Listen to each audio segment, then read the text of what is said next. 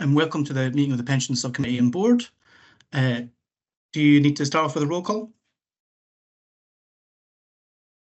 I'll start with the roll call for the members. Bailey Sawyers isn't present in the meeting just now. Councillor Lynn. Yeah, I'm here. Thank you. Councillor Rome. I'm here. Bailey Keenan. Present. Councillor McHugh. Present. And Councillor Crichton. I'm here. Pension Board. George Ramsey. I'll note George's apologies. Councillor Donaldson. Present. Councillor Duff. Present. Kenny Dick. I'm here. Claire Shepherd. I'll note Claire's apologies. Arthur Nichol. Here, thanks. Thank you, Arthur. And Raymond Boyd. I'll note apologies from Raymond. So we'll now move to the main agenda. Thank you. Sorry, did we do declarations of interest? Yes. I don't see any declarations so far, but does anyone have anything they wish to declare? I'm not seeing anything, so I'll take that as everyone's happy with that. The first item I have is minutes of previous meeting. Can I get a proposer for the minutes, please? Councillor Donaldson, I believe, and a seconder. Councillor Duff, thank you. Next item, please, Veronica.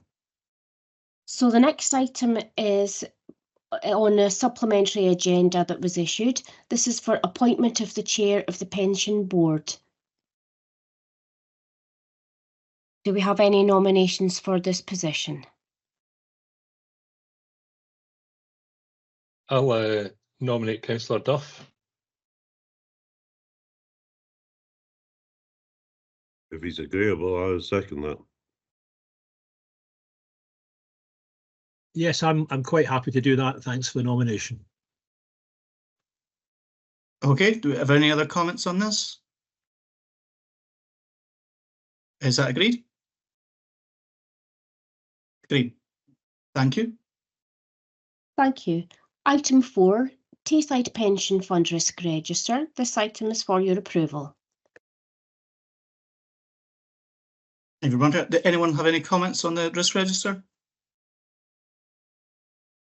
I'll just give it a minute for people to react.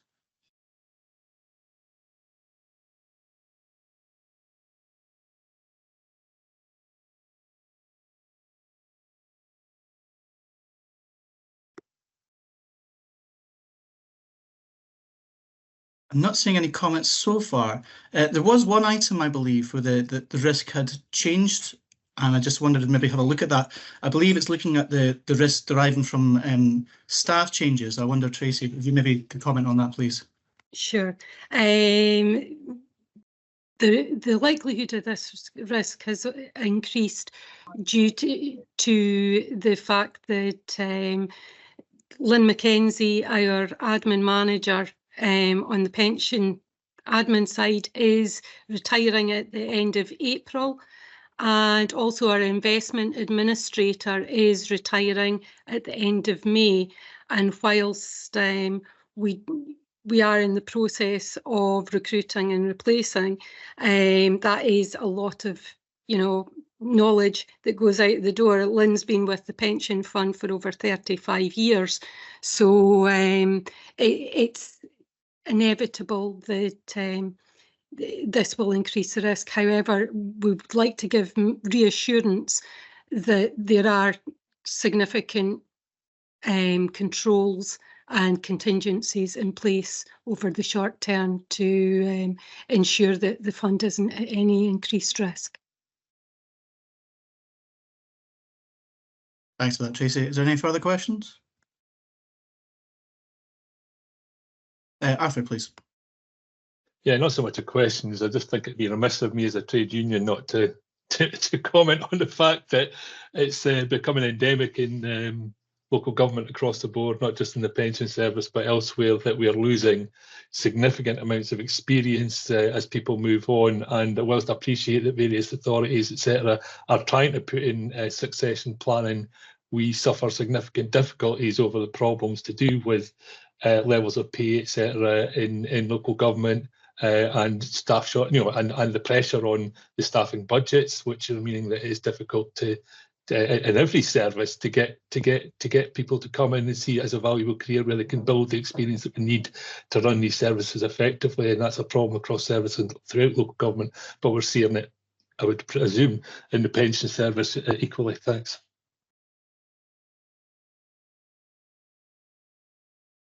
Thank you.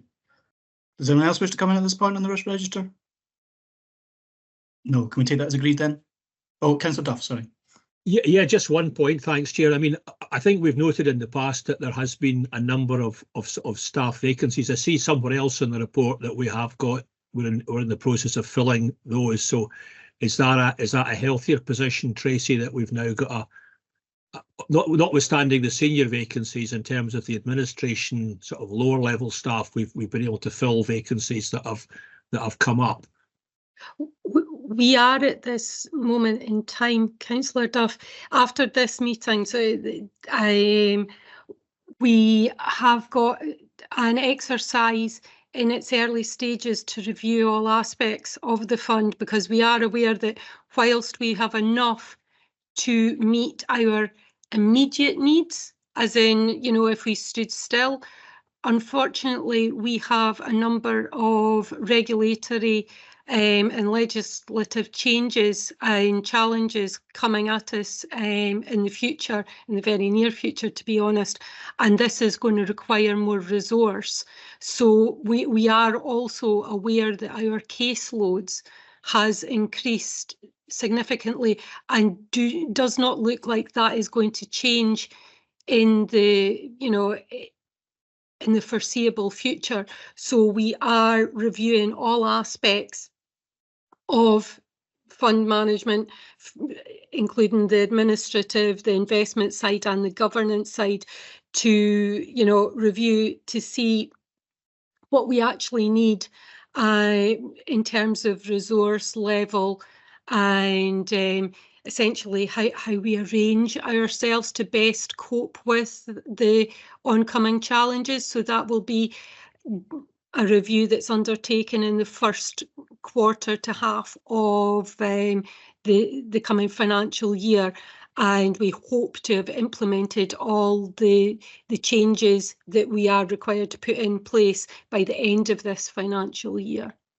So yes, while we're meeting everything now, and I think Lynn has practically a full complement of staff for this immediate needs, we know that it's not going to do us going forward. So that's clearly going to increase our operating costs. Yeah. Yeah. However, this is, I think the point to note is, whilst Arthur was talking about local government finance and budgets, we are not part of that. It's Tayside Pension Fund has its own budget, as it were, and costs attributable to the pension fund are taken out of there. Thank you, Tracy. Thank you, Councillor Duff. Do you have any other questions on the risk register, or can that be agreed? Thank you. I'll take that as agreement. Next item, please, Veronica. Item 5, procurement policy. This report is for your approval. Thank you. Do we have any questions on the procurement policy report? Okay, and I'll give it a minute.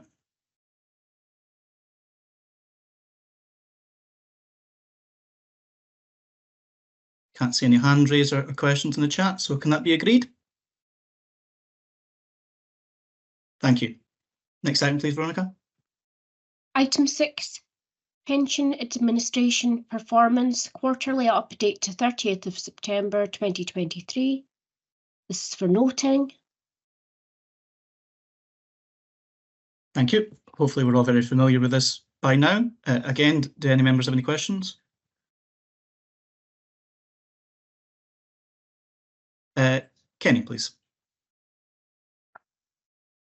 Yeah, my question's around the statutory performance, and particularly the ones that are where we're averaging over the 60 days statute.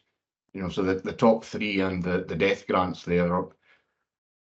I mean, it looks okay, you know, towards the end of the quarter when there's maybe two cases outstanding, but we're only achieving 39% for estimates in terms of statute. Is that connected with the resource issue you were talking about earlier, Tracy? And is that likely to improve as we move forward? Thanks for that, Kenny. In terms of the percentages, that's actually an addition as a result of an internal audit, not internal, an audit request and recommendation that we actually display in our performance in line with the strategy, and we now have the tools that we didn't have previously to be able to pull that information out of our systems.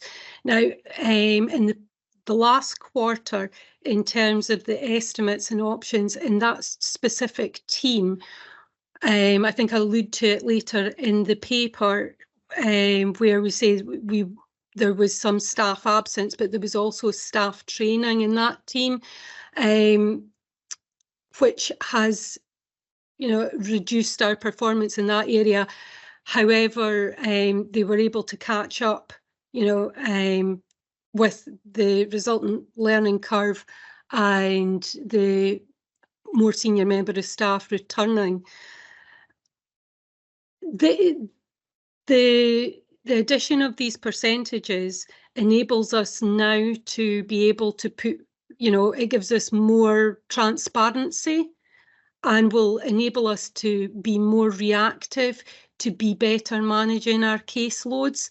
But again, yes, we are a finite resource, and any absences over the quarter or do have an impact. In terms of the estimates, although we've got the member self-service, which we now direct all normal, you know, sort of standard estimate requests to, the ones that we have to undertake ourselves are where members have had multiple posts, multiple employers, different kinds of, you know, they may have gone from part-time to full-time.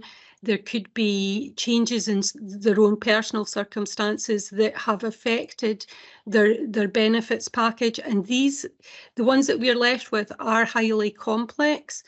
And in the case of the estimates, they have to await being checked by a more senior member of staff who can essentially manually pick through each aspect. So these cases, if they were all in the sort of main, what we found that prior to having MSS, these sort of complex cases were sort of jumbled in there.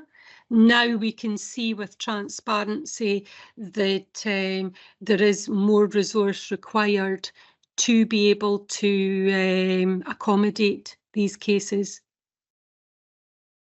And that will be considered when we do our review. Thank you, Tracy. I think the addition of those percentages does make it more transparent, and you can see it is more helpful for us as well. Thanks, Tracy. Does anyone have any? Oh, Arthur, beat me to it. On you go. Yeah, it just occurs to me. Can you hear me? Yeah, sure. Sorry, I had to change mics. It just occurs to me that it often puzzles me as to whether or not, to what extent we're managing to get things just under the wire, or to what extent we're managing to progress these kind of as a steady throughput within the time period. And we're getting, you know, I appreciate that will relate a lot into terms of what conflicting job, you know, pressure to work the staff have got, who might be working on several of these at different times. So I just worried, I mean, I'd be interested to know, do we end up being a bit, you know, a lot of our things coming in just below the wire or not? You'll be saying to me, well, we don't have that bit measured yet. But is that something that we could measure to see? I mean, that might be interesting to try and make sure that we're not, because the one or two that are going over the wire might be because we've got a lot that are kind of close to it. And if we could see if maybe we could get slightly better at getting under significantly, if you know what I mean. I absolutely get that, and thank you, Arthur. Yes, where we can, and look into this and ascertain, we will do as part of this review. However, I think that it's unfortunately we are not in charge of our own destiny.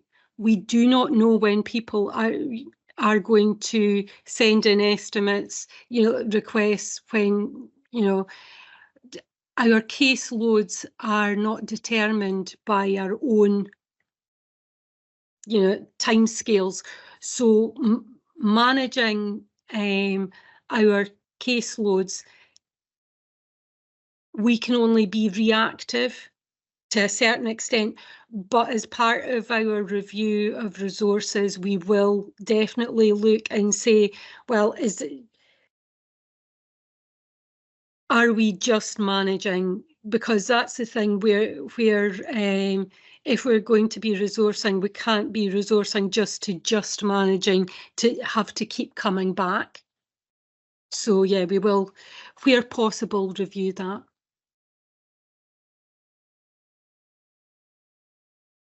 Answer your question, Arthur?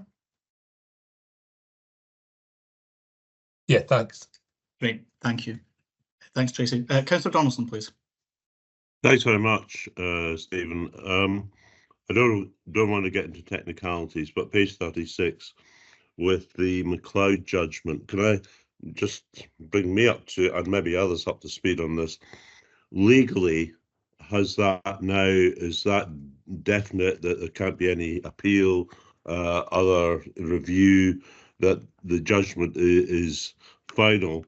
And I think more important is it talks about the MacLeod remedy for Scotland, but then it states the policies are not yet final further down. Just how much additional workload does this give for the team? And in terms of implementation, just how difficult might it be? Thanks.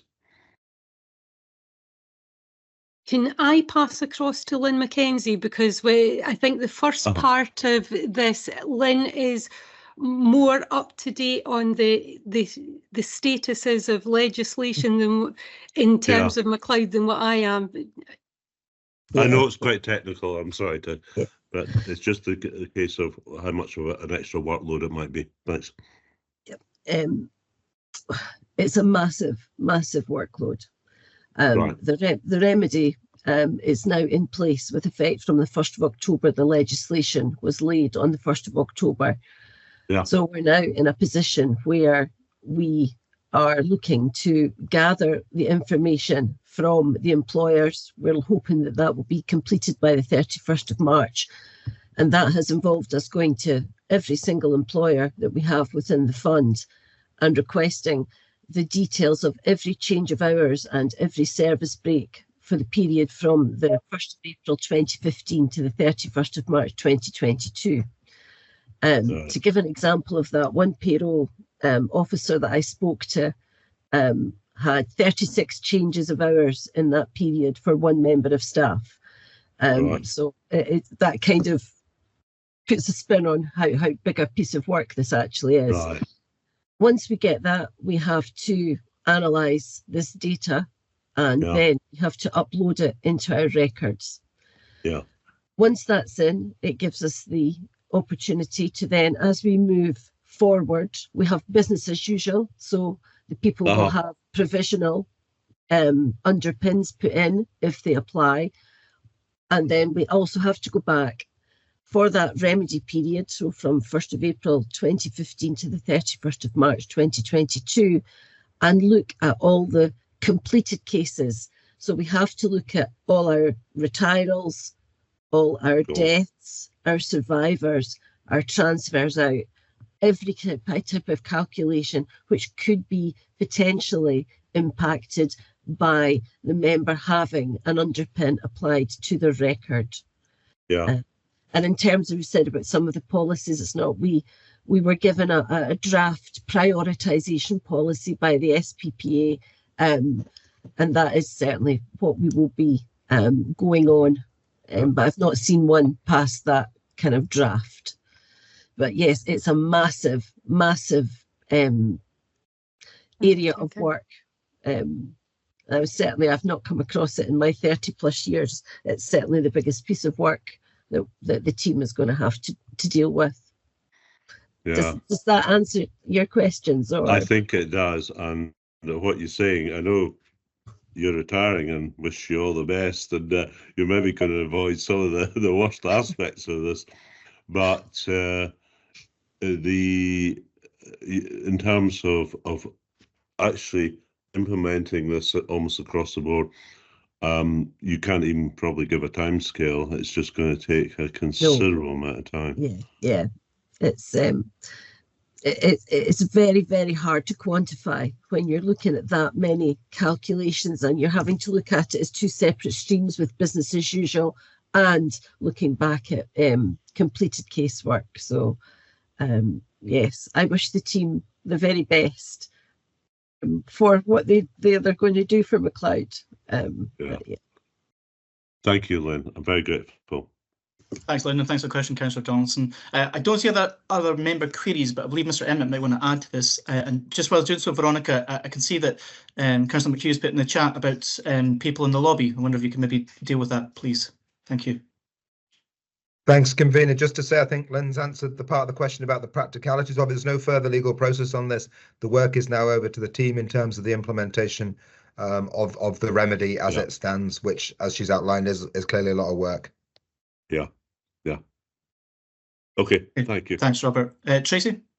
Sorry, just about the lobby. The people that are in the lobby are awaiting in the lobby for a specific time. It's the investment managers. Okay, no, that's useful. Thanks for that clarification.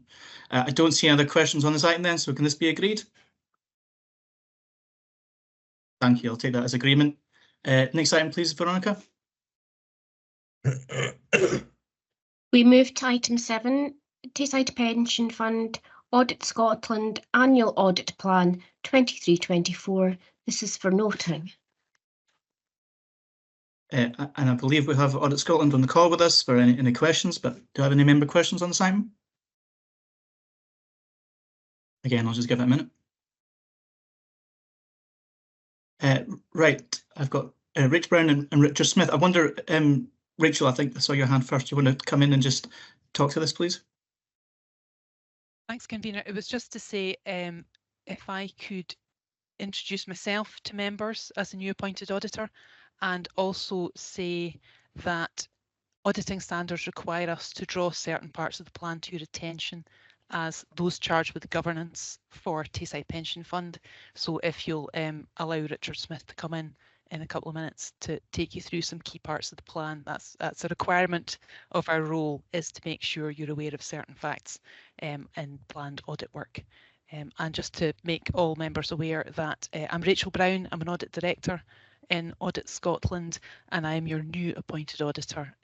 Your previous appointed auditor is about to retire, Brian Howarth, and I wish him well, but that means there's a change in the person who'll be signing your accounts at the end of this year. So it was just to give you some background on myself.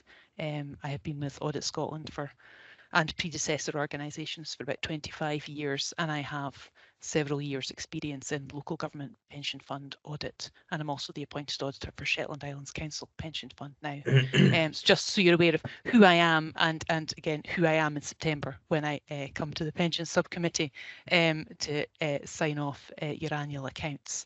And the annual audit plan here is one of 2 key documents that we'll put in front of you during the year. This sets out the planned work that we are going to undertake on for the pension fund. and it sets out the audit risks, the risks to our audit opinion that we've identified from planning work. The plan's been agreed with officers, but it's brought to you as those charged with governance for your attention. And Richard Smith, who's a senior audit manager on the audit, would like to run you through some key points of the plan so that you can confirm you are aware of it. And similarly, there's a point on the cover paper about confirming with members that there's no matters related to actual or suspected fraud or fraud risk for the pension fund that you would want to bring to our attention now.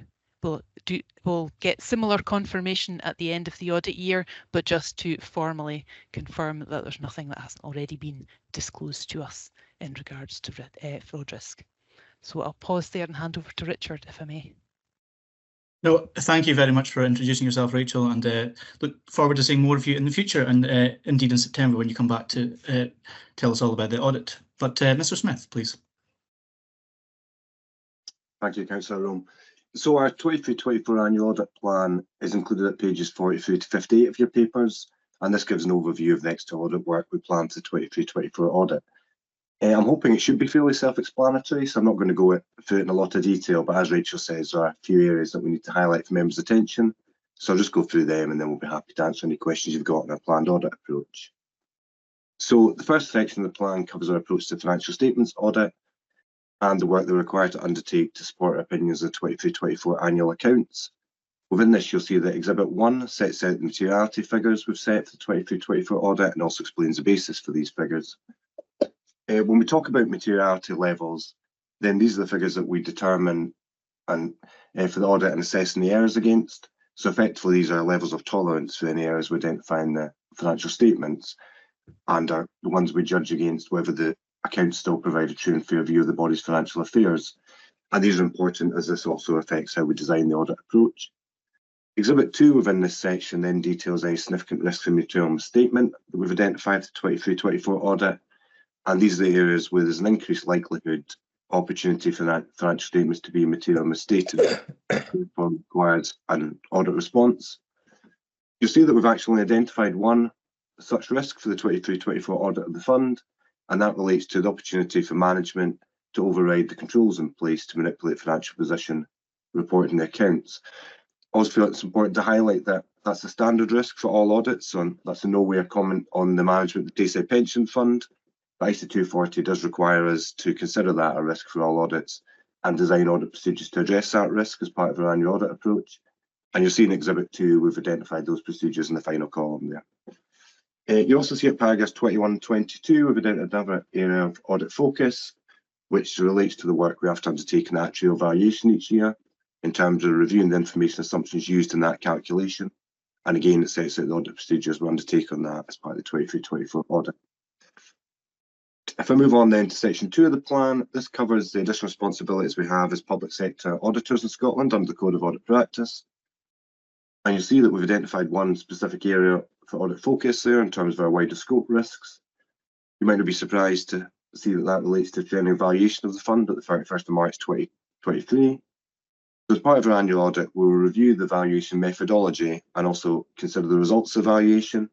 And we'll consider the impact this might have on the fund's future investments and funding strategies. So aware that the draft results are out and they're looking fairly positive at the moment, but we'll obviously look at them more formally and just see if there's an impact on future strategies of the fund. And we'll then report any judgments from that work within the 23-24 annual audit report. The next section of the plan sets out reporting arrangements for the 23-24 audit and also the proposed timetable.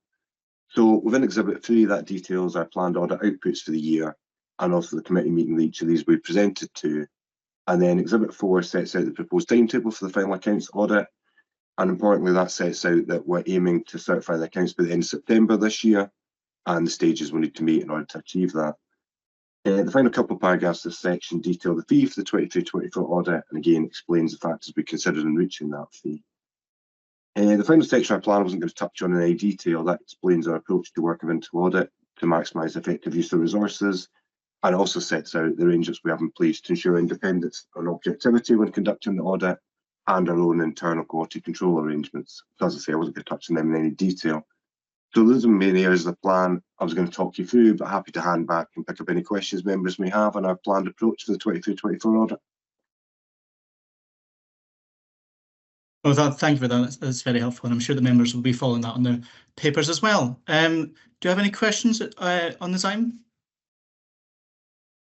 No, I'll just give it a little bit more time to see if anyone comes forward with that. But I think that's really helpful that you've run us through that. Obviously, that's your duty to do so, but again, that's a bit more clarification for members about the process you'll be going through. Bailey Keenan, please.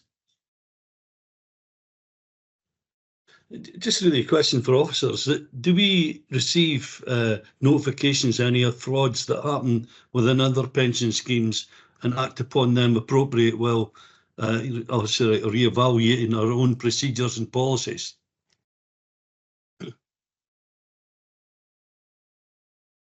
Sorry, I can answer that.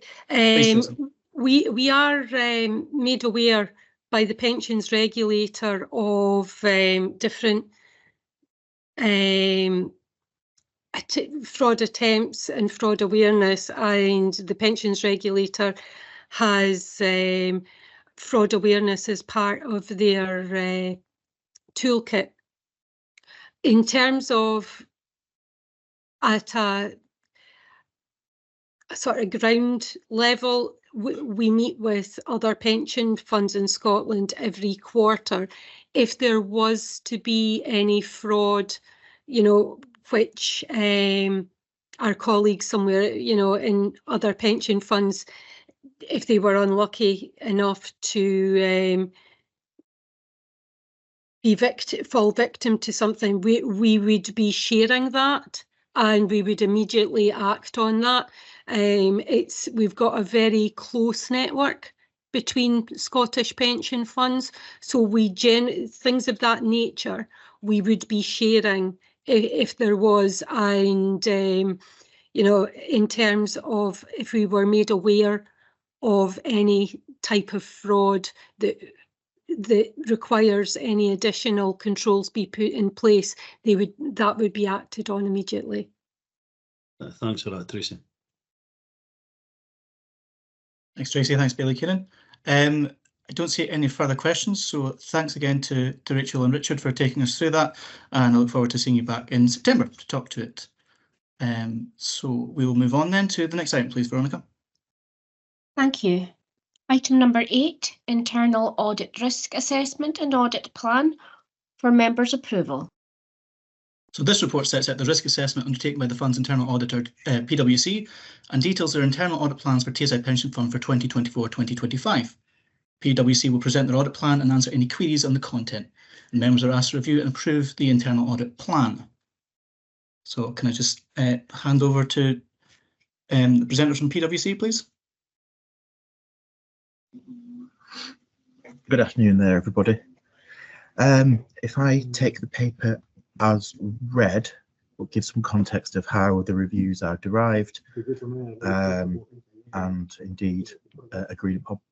So we have a risk-based cyclical approach methodology, which takes the different risks to the fund, looks at the likelihood and impact of those risks, and then based on a 3-year period, say we will have a look at these risks.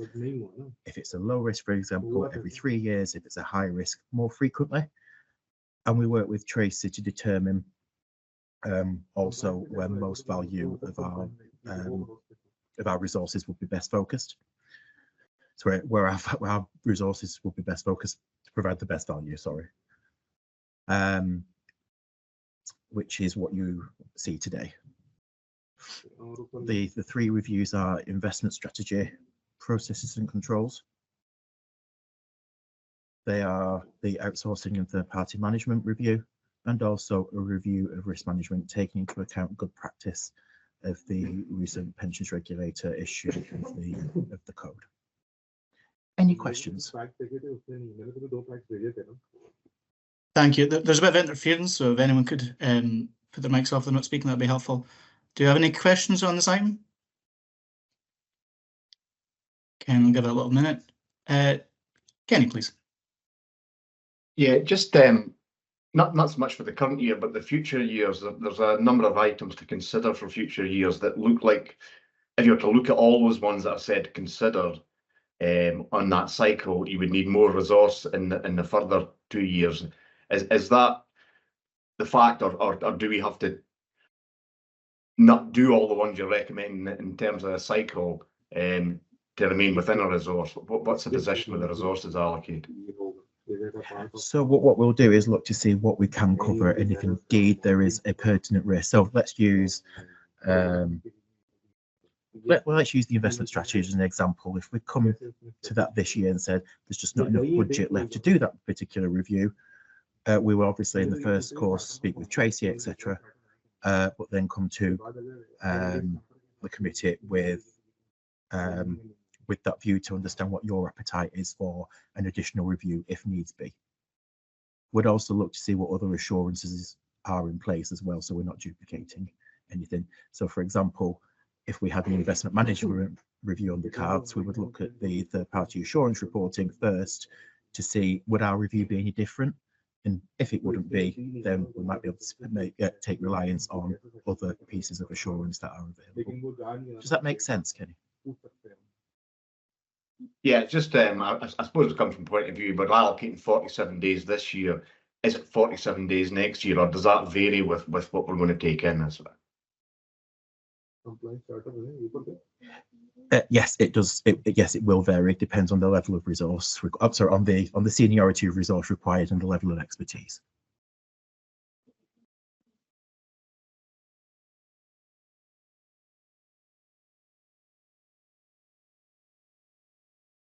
Okay, sorry about that. Any other questions? Councillor Duff? Chair, I think Tracy's had her hand up, so I think she's maybe wanting to make a contribution. Oh, apologies, Tracy, please. That's okay. Thank you, Councillor Duff. Kenny, just when we're talking about the resources, I think if once you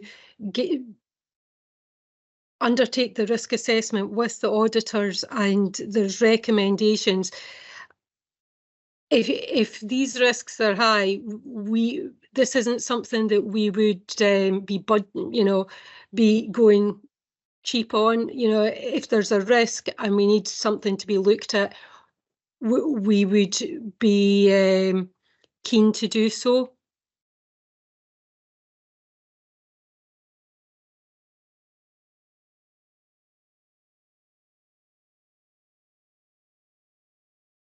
Okay, does that answer your question, Bill? Oh, sorry, you didn't answer your question. Yeah, apologies. Thank you, Tracy. Bill? No, I didn't have a question. I just noticed Tracy had her hand up. So oh no, that's very helpful. Thank you for pointing that out. Does anyone else have a question on this item? No, in that case, I'll take that as agreed, and we'll move on to the next one, please.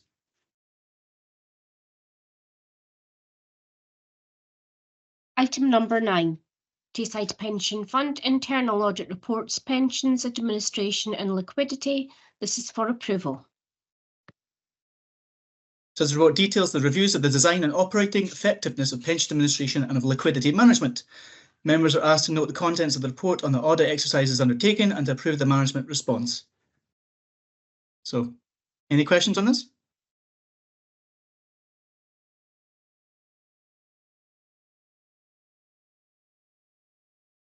I'm not seeing any. Let's just give it a few more seconds.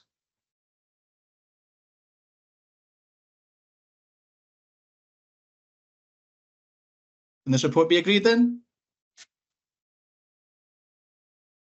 Thank you. I'll take that as agreement. Thank you. We'll move to number 10, Treasury Policy Statement 2024 to 25. This is for approval. So this is an annual report outlining the governance of Treasury activities undertaken by the Pension Fund. Approval from members is sought, noting that there are no changes to the policy. Does anyone have any questions on this item?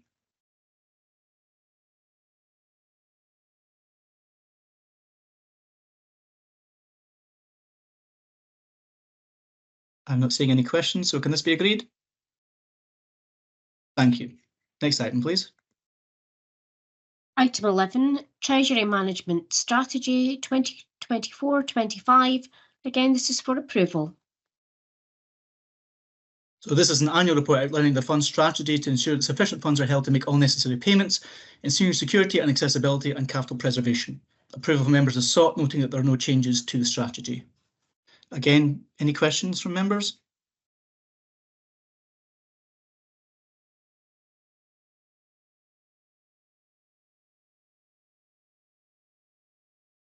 I'm not seeing any questions, so can I take that as agreement? Thank you. Next item, please.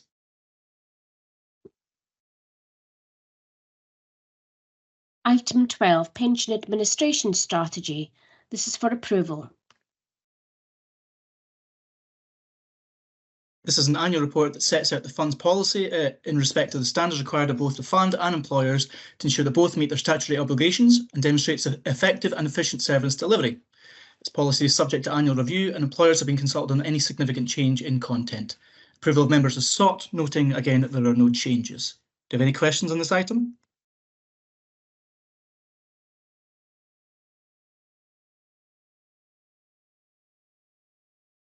Thank you. Can I take that as agreement then? Thanks. Sorry, Veronica, I was just going to say, take the advantage between items just to remind people about background noise. I know I'm probably the most guilty of it myself because I've got a 6-year-old in the background rampaging around. So just that being said, next item, please, Veronica. Item 13, Tayside Pension Fund Communication Policy. This is for approval. So this is an annual report that presents the fund's communication policy as required by the Local Government Pension Scheme Scotland Regulation 2014. This policy is subject to annual review in line with the administration strategy. Approval of members is sought, noting the increase of de minimis value of change of monthly pension benefit of over £10, where a pension member would be issued with an additional payslip. Do you have any comments on this item or questions?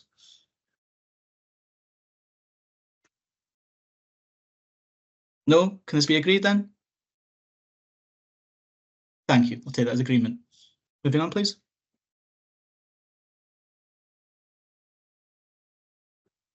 Item 14, Environmental, Social and Corporate Governance Policy for approval.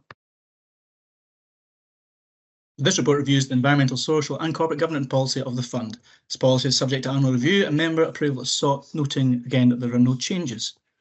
Have any questions on the ESG report?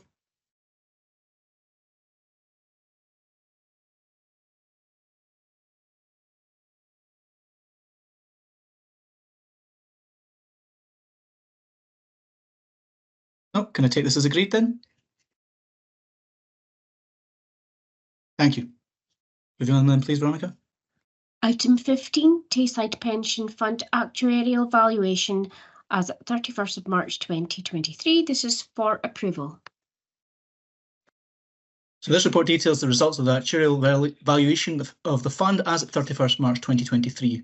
Members are asked to note the contents of the report and approve the recommendations contained therein prior to final authorisation from the fund actuary. Graham Muir from Barnett Waddington, the fund's actuaries, is in attendance to provide commentary. I'm not seeing any questions at the moment, but Mr. Muir, if you would like to comment at this point. Yeah, thanks, Chairman. Yeah, just you remember at the last committee meeting we went through all the kind of detail and the results of the valuation with a PowerPoint slide presentation, etc. This is just a kind of formal report we sign off, fairly kind of standard report every 3 years. That basically then will certify the levels of employer contributions from the 1st of April 2024 that all the employers will need to pay. So I wasn't planning on going through the report, but just happy to answer any questions that anyone might have. Thank you, and hopefully that's quite straightforward for members, but I'll just give another chance for questions. Bailey Keenan, please. It's not really a question, it's about a comment. I really think it's a good news story that our employers' contribution levels are at the sort of 15.7%. It doesn't seem a lot of money, but there is some of the Lothian councils that, having made their reduction, they're sitting at 29%. And I think if we were making a 29% contribution towards each employee's pension scheme, then Dundee City Council would likely be bankrupt, like some of the positions down south. So no, it's a good news story. Well done to the staff that are involved in our investments, and I suppose for the people around the table for keeping it on track. Well, thanks, Bailey Keane. I'd have to echo your sentiments there and agree with you wholeheartedly that it's down to the hard work of officers involved in this, and indeed are in consultants and managing the money well. So again, thank you for your comments. Any other questions on this item or comments? Yep. There's a few hands up. I can see George. Yep, I've just seen George as well. George, can you come in, please? Yeah, I think your members would rather see benefits returned instead of the cuts that are coming through that. But I mean, your guys would rather see the 85-year rule returned to workers so that they could retire earlier. So that's what our members are telling us. And why didn't the Tayside Pension Fund look at that sort of route with the savings that they're to make? Okay, thanks for your comments, George. I think I heard that, but Mr. Emmett, do you want to come in at this point? Is that where you're looking to come in? Thank you, Chair. So I'm sure George will be aware of this, but it's not within the remit of this committee to look at the benefits that are paid. Our job here, or so your job, apologies, is to manage the fund properly and look at the rate. My observation will be that the fund has been well managed over a period of time for the reasons Betty Keenan just outlined. We've had one of the lowest rates, and we will continue to have a lower rate. And indeed, by maintaining a lower rate, that's reduced the contribution the council is having to make, and has actually supported the work of councils going forward. So I think that's the question of benefits, I understand, is an important one. But it's one that would need to be raised with the SPPA in terms of what benefits are coming out of the scheme. Our duty here is to manage the scheme, and the evidence suggests that that's been done well to date, Chairman. Thank you for that, Mr. Emmett. I believe I've got Arthur followed by Councillor Duff next. Yeah, I was going to ask a question of Graham at this stage, but I think given we've got onto the general subject, I might as well say my whole piece in relation to this as a Unison trade union representative on the board. I think it's been well rehearsed with both meetings we've had with Robert about the Dundee City Council specifically, but also in terms of the a letter I wrote to the chair of the committee, Bailey Sawyers, etc.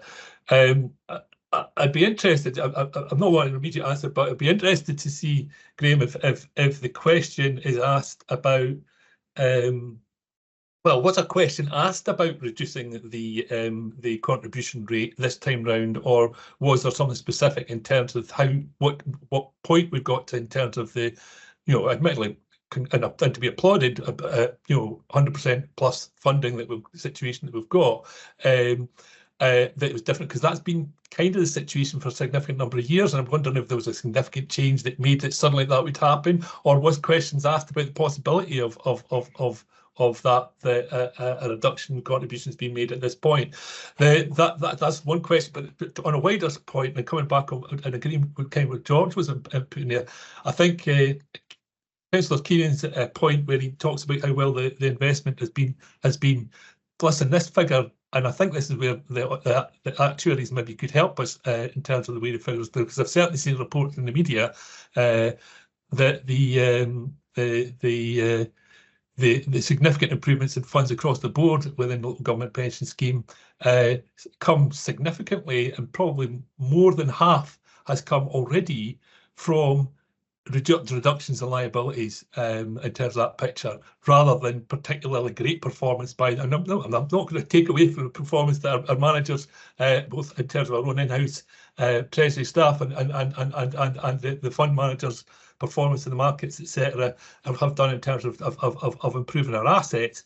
But it's a reduction in liabilities has been a significant factor in terms of the balance in the fund, and that reduction in benefits, that reduction in liabilities, I would argue, comes from the reduction in benefits of such as George alluded to in terms of the most significantly the removal of the rule of 85. That's had the impact with a lot of our lower paid members finding that they simply cannot afford to retire at an earlier age, and therefore are having to work on much less, particularly women, actually, and in an area which for local authorities is an important point, because these are predominantly, when you're seeing this, is in areas where we're struggling to recruit and retain staff, in areas like social care, etc., where people are working until they're dropping, essentially, trying to work to pick closer to their state pension age, because the rule of 85, the penalties that they take for retiring early, the actuarial penalties, mean that they can no longer afford to retire early.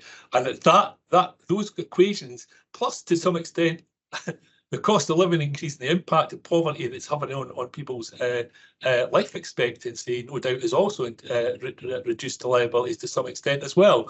And that picture is the back picture against which is not just about investment. In fact, it's not largely about investment.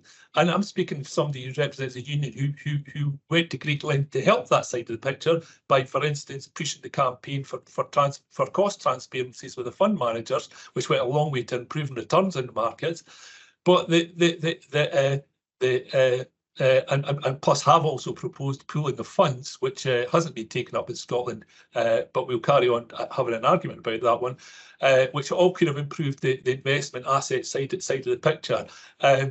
But what we're saying is that the significant increases has come from the reduction of benefits for members, and that should be reflected and certainly noted in any discussion about whether or not it's appropriate for us to take contribution rate reduction. I'm not surprised that councils in a situation of the pressures that financially councils are under, they want to do that, and certainly our position in terms of trying to improve, like the cost transparency, was aimed at trying to improve that situation to allow that. But on the other side of that, we have to remember that the pension fund is there to produce members' benefits that they can add, they can have in retirement, and that we shouldn't just ignore the fact that a lot of the improvement has come from a degree of overshoot, and that's already at a stage because we haven't really seen, because of protection in that, we haven't really seen the real savings coming out of some of these changes because of protection. They're only starting to come through now. So really, it's just to make that point that we as a union feel that there will have to be a reckoning at some point in time about whether or not the cuts to benefits, etc., have been disproportionate and have overshot essentially the expected improvements in terms of the reliability of the scheme that they were meant to deliver. And actually, this surplus that we're seeing is the beginnings of that. And that really, it's a wee bit cheeky. The employer saying, well, that's all ours to take as a saving in a contribution rate, when there really should be a kind of balanced view of saying, well, but wait a minute here. We only cut those benefits because of problems we were in. Not this fund, to be fair. We're talking about funds largely down in England, where Tory council shires and the councils that decided to set a low council tax rate by cutting their contributions back in the 90s, and the problems that had with the funds. But this is a situation where it's a result of those cuts on benefits largely, and that should be noted in terms of any decisions we're making about the longer term, certainly, strategy of cutting contributions. Sorry, it's a long rant, but I think that had to be said. No, I appreciate your passionate contribution there, Arthur. And I'll bring in Mr. Muir in a second just to see what he feels is relevant in terms of his contribution. And I would say, I think you mentioned quite earlier on, I mean, my understanding is that a lot of this excess this time around has been due to unforeseen demographic changes, that worsening of mortality rate, partly due to COVID-19. But maybe I'll bring in Mr. Muir, as I say, to answer what he feels is relevant to his section. Yeah, thanks, Chair. I mean, just to kind of re-emphasise the point that there only is one local government pension scheme in Scotland, and the benefits and the level of member contributions are set by effectively the Scottish Government. So, everybody in Scotland, whether you're Strathclyde, Tayside, Highland, everybody gets the same benefits. There is a mechanism that's in place called the cost, what used to be called the cost cap mechanism. I think it's called the cost management mechanism, to make sure that if, for example, benefits, the existing benefits are becoming more expensive, then there is a mechanism to either reduce those benefits or increase member contributions. Equally, if benefits are becoming less valuable, primarily because people aren't living as long as we thought they were going to live, and that kind of stuff, there is actually a mechanism to increase benefits, but that is a completely separate mechanism to the triennial valuation. We just look at the benefits that are already on the statute book and assess how much money we need to have in the fund to pay those benefits. I mean, the last 3 years, there was a lot of kind of following winds. Investments did really well. the slowdown and improvement of mortality helped. There's just quite a lot of positive things happened. I mean, the funding level, which is the ratio of the asset to liabilities, only went from 109 to 110. So, you know, there was pluses and minuses along the way. There is a kind of waterfall chart in the report that shows you how we get from A to B. So, I mean, and there was a, you know, the various other reasons that the contribution rate could be reduced ever so slightly, and we felt that was just appropriate. I mean, the fund is very well funded. And equally, if the fund had a really poor period, you know, its employer contributions then have to go up to fund that. And we've certainly seen that in the past over the last 20, 30 years. There will be times when it's not falling winds you get, it's a bunch of headwinds, and then you have a much more difficult conversation because you've then got to put contributions up for employers, and at the same time, you know, employees' contributions stay the same and the benefits stay the same. I mean, what we're trying to do is keep the contribution rate as stable as possible, in that kind of, you know, to me, like 15-20%, that kind of range is where you should be kind of most of the time in the long term. At the moment, we're kind of towards the bottom of that range because we've had this good 3 years, but the next valuation, you know, you can't rule out it could go back up again. The way we tend to do things, we try and make sure that's not going to happen, but you can never rule it out. I mean, ultimately, it's the employers who pay what we call the balance of cost. And certainly, I think I said earlier, you know, the Tayside Fund historically has had one of the lower levels of contributions across Scotland and actually across the whole of the UK. But just felt with that 3 years and in accordance with the funding strategy statement, which is next up in the agenda, that would merit a small reduction in the levels of employer contributions at this stage. Thank you, Mr. Muir. I've got Councillor Duff and then Councillor Donaldson, please. Yeah, thanks, Chair. I was really just going to support the point put forward by Bailey Keenan earlier. I mean, from an Angus Council point of view, it's great to see the fund performing well, and thanks to Tracy and all our colleagues and investment advisors to achieve that. But I think our contributions have dropped by something like £1 million. That actually makes a real difference to us in terms of services we provide and also jobs of the various trade unions that are represented here, that we are going to. That will mean we will have to make less cuts, and local government is extremely stretched at the moment, and we are, you know, balancing making very difficult decisions. So this small amount of relief we are going to get for the next 3 years is actually quite important. So I think it's, as somebody said earlier on, it's a bit of a balance, and that is certainly helpful to us at the moment. Thanks, Councillor Duff. Councillor Donaldson?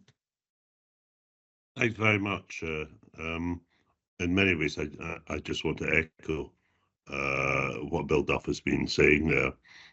And I do hear what Arthur Nichols, you know, his comments, but I think we certainly should recognise that you know, the local government pension scheme is actually a very attractive benefit to its members, and certainly compared to the vast majority of private sector pension schemes.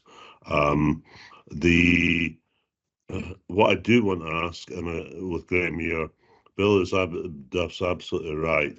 For us, the benefit is, and it's recurring over 3 years, the fall to 15.7%, you know, is nearer to 1.5 million.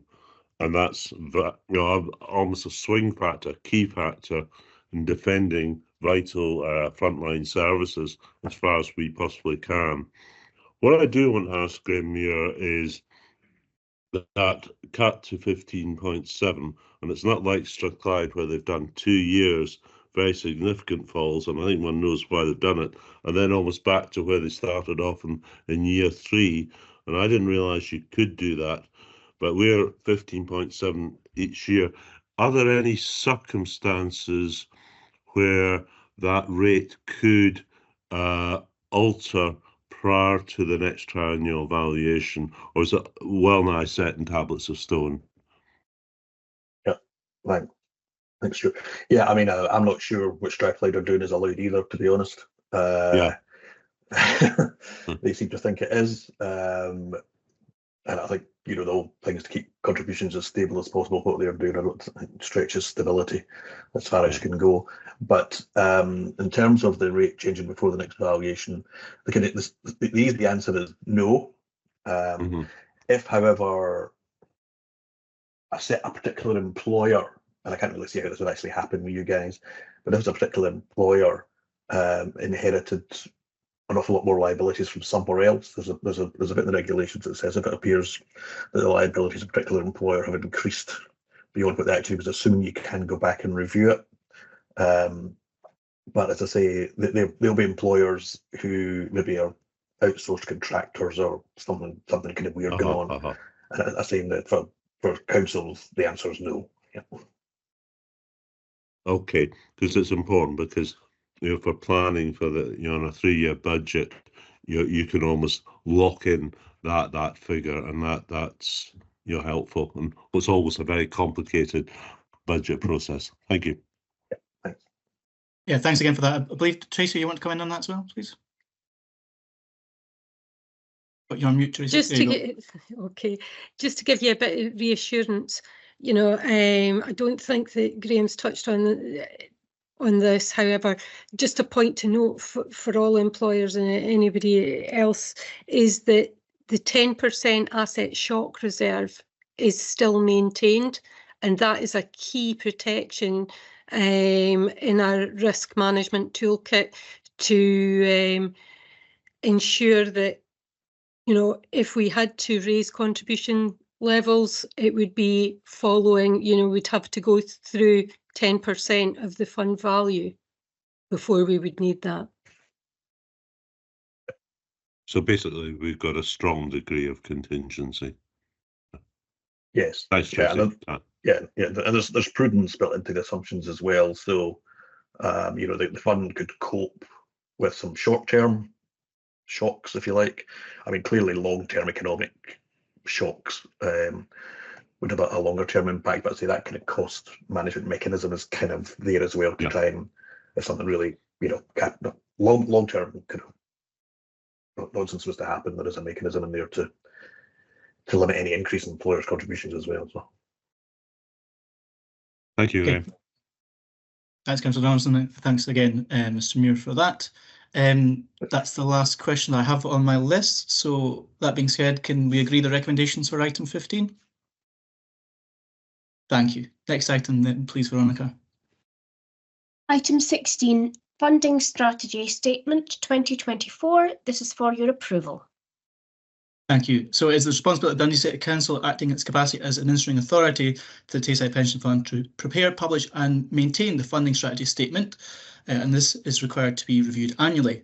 Approval is sought from members noting the change to the stochastic approach, including reduction of the probability limit of deficit arising from 20% to 15%. Again, Mr. Muir can answer any questions on this. I presume everyone knows what stochastic means, but if anyone wants to ask, I'm sure Mr. Muir can answer.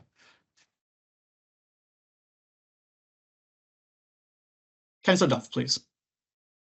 Thanks, Chair. I think that was one I had of the papers I noted for just a little bit of explanation for what we're talking about here. That would be certainly helpful as far as I'm concerned. And I don't know what that means. I haven't looked it up. Yeah, yeah, it's very, very technical actually. So I guess this is for employers who are going to cease in the fund. So as I said earlier, there is quite a bit of prudence built into the ongoing valuation. So that's triennial valuation we've just spoken about, and it's a bit like you know, when you're leaving to catch a train, if you're leaving home to catch a train, if the train is, you know, when it's 6 o'clock at night, you want to catch that one, but it's not the end of the world if you don't catch it, because you maybe catch the next one. You know, you maybe leave home giving yourself 15-minute margin for bad traffic or horrible things happening along the way. With ceasing employers, they're catching the last train. If they miss that train, there isn't another train to catch. So for those ones, we put in a little bit more prudence. Effectively, we leave a little bit earlier to make sure we will catch that train for them. So we've got two kind of trains to catch. There's the ceasing employers catching the last train, the ongoing employers who are going for a kind of earlier train, and if they don't catch it. It's not the end of the world. And what we were doing is just looking at those, the difference in the levels of prudence for catching the last train and catching the 6 o'clock train. And we just felt that gap had kind of widened a little bit, so we just wanted to be slightly more prudent for the ceasing employers catching the last train. I mean, the stochastic aspect of it is, I'm sure David O'Hara will probably explain this better than me. So we have things called asset liability models, and you guys might have seen some of these things where you're looking at investment strategy. So you do a projection of 10,000 potential scenarios into the future. Then you can build a probability distribution.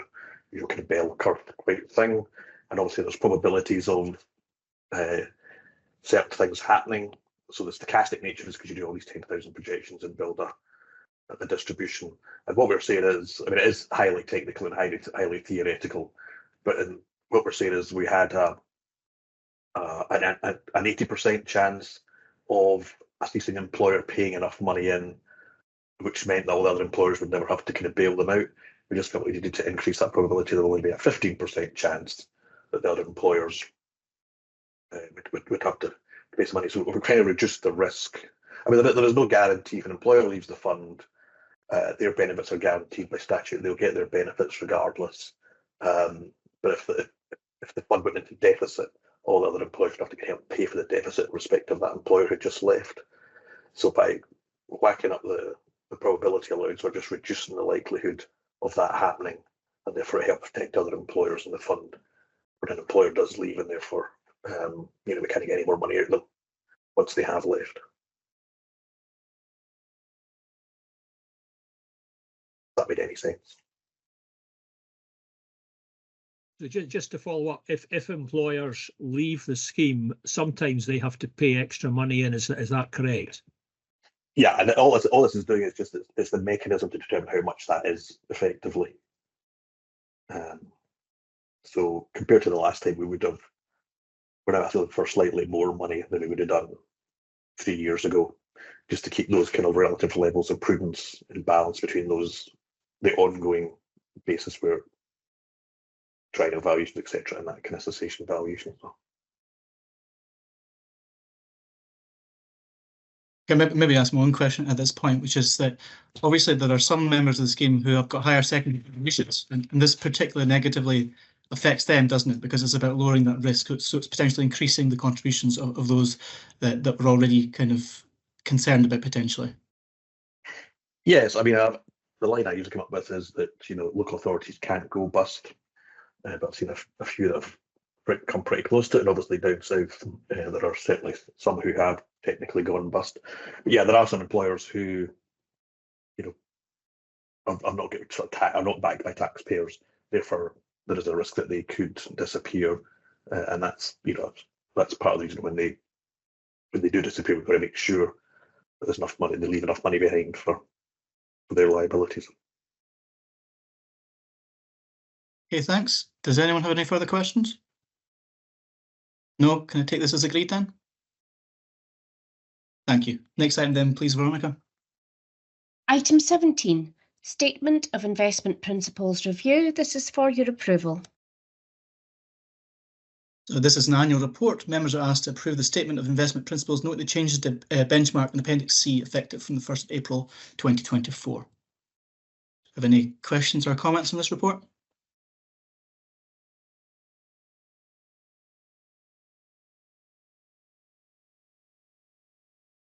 I'm not seeing any. Councillor Duff again, please. Yeah, thanks, Chair. Yeah, I picked it up on page 264. I mean, we're talking about local and alternative opportunities, and the current allocation is 0. The target allocation is 10%. I think I've seen reference to this before. Kind of my question is, what are we doing about it? Are we discussing that? And are we intending to increase this allocation of whatever is local and alternative opportunities to 10%? Just a wee bit of background on that would be helpful. Thanks, Councillor Duff. It's something I asked about myself before, but I believe, Tracy, there was going to be a verbal update on that. Is that right? Absolutely, and Councillor Rome, and thank you, Councillor Duff. Yes, at our last meeting, we had a preferred candidates list of investment managers to appoint a diversified markets manager, a multi-asset credit manager, and another buy and maintain one. And later in the agenda, my colleague Stuart Norrie will be giving you an update.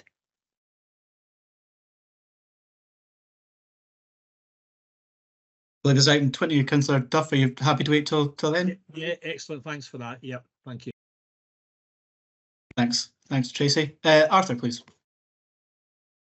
Yeah, it's just a kind of, it's a follow on from the previous conversation, or the earlier conversation about the budget being in surplus, the fund being in surplus, etc. Is there any? I mean, and again, I'm happy to say that you know, the investment strategy for the Tayside Pension Fund has been consistent and therefore reasonably lower risk than perhaps other funds who may have got themselves into difficulties would have. That being said, with the surplus in the fund, was there any thought given to a degree of de-risking in terms of our funding strategy for the current period? Has that been considered? Tracy? In terms of de-risking, we've got to be mindful that we are an open fund and we are long-term investors. So if we were a normal corporate scheme that was perhaps closing to new members and trying to manage the risk at that point, then that would be appropriate to de-risk.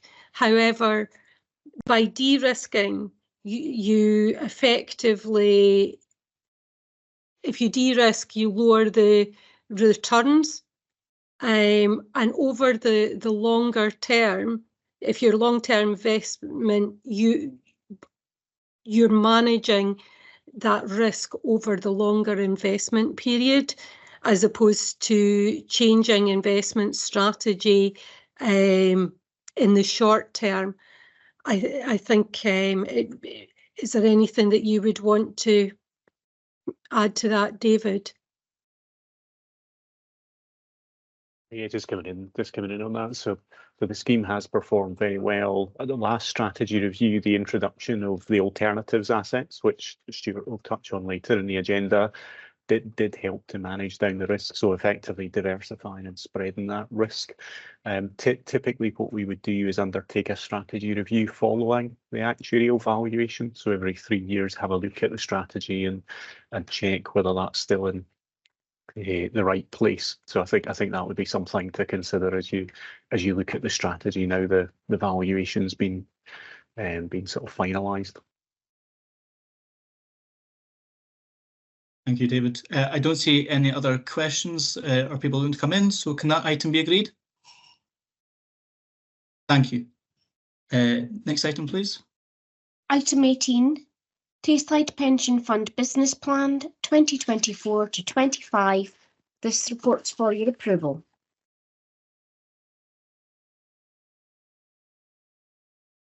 So I believe for this item, there's the usual procedure is to ask that public and press are excluded. Is that correct, Veronica?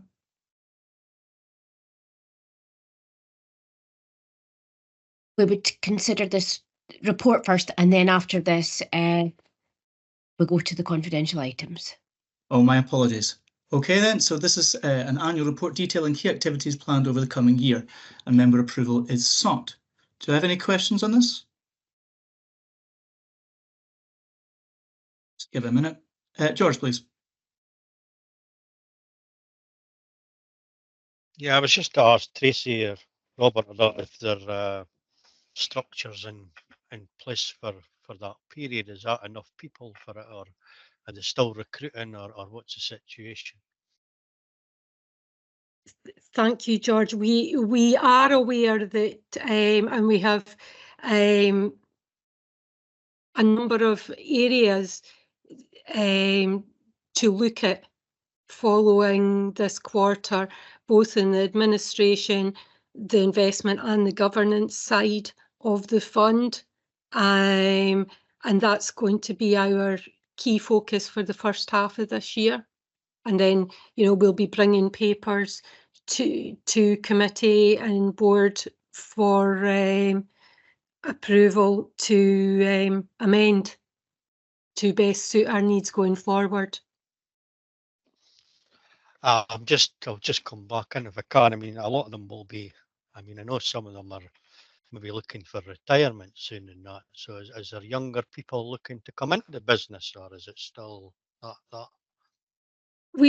In some areas in the investment side, we've already seen, you know, barring Lynn, who is our more senior pension administration specialist, the rest of her team are younger.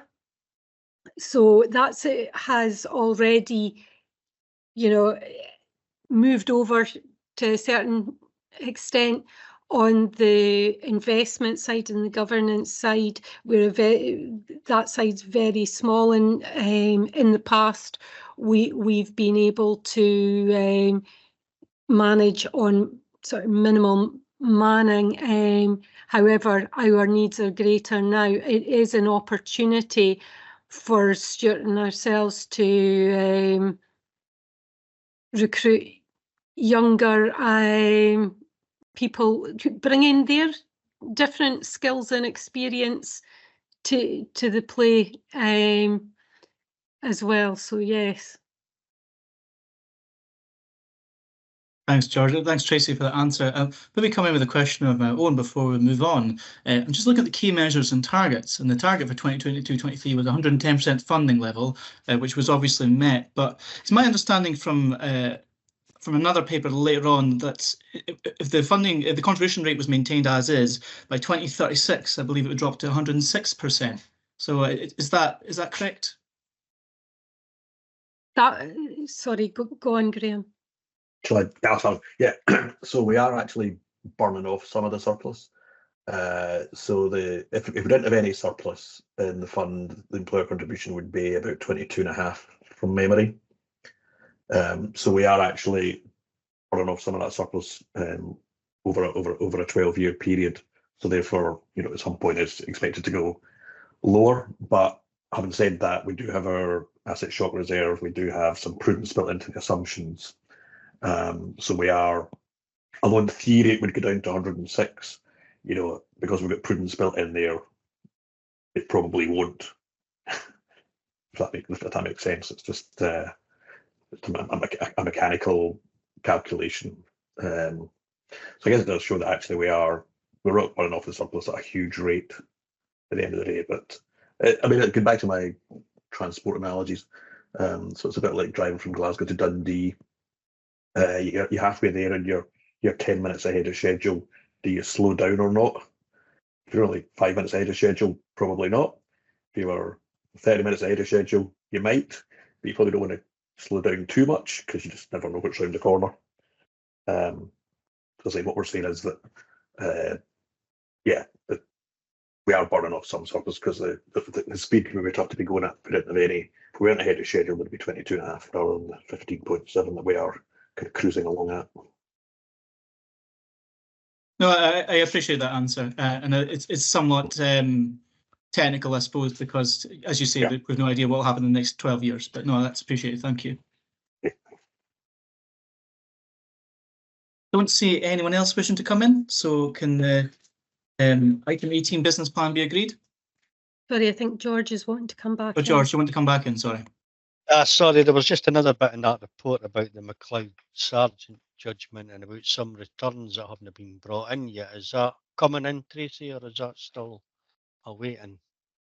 The returns are still coming in, and Lynn and our team are still chivying employers to get their returns in.